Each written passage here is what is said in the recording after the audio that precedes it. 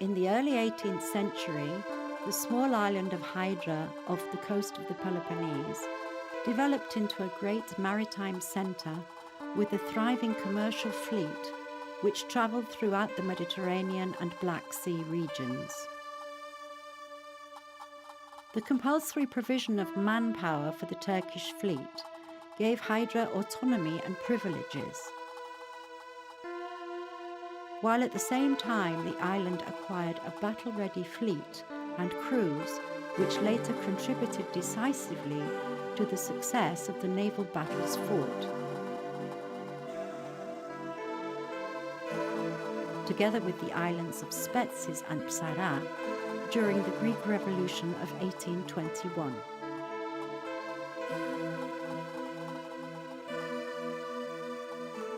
Hydra's flourishing economy was evident in every area of social and cultural life, in education, in the development of shipbuilding, and in the profusion of splendid mansions, magnificently decorated and for the most part filled with European furniture.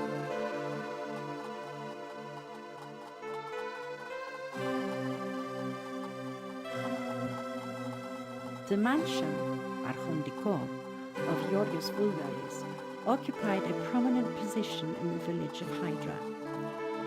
Voulgaris Bey was appointed governor of the island in the early 19th century. At the order of the Sublime Porte, an imposing two-story mansion was built for him. It was panelled throughout with material brought from Constantinople and worked in the Ottoman Rococo style that was the fashion in the Sultan's court and the high society of the imperial capital, and also had magnificent murals. The mansion followed the typical pattern of the Ottoman residence, which was widespread in Asia Minor and the Balkans. On the upper floor were a central hall called sofa and 4 corner rooms called oda, from which wood-carved and painted elements have survived.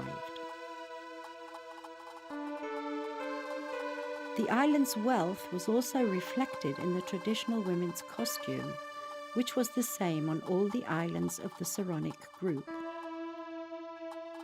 With the creation of the new Greek state, the wealthy ladies of Hydra, such as the wife of Georgios Voulgaris' son Demetrios, adopted the costume introduced by Queen Amalia, known as the Amalia dress, but retained their traditional exquisitely embroidered headscarves.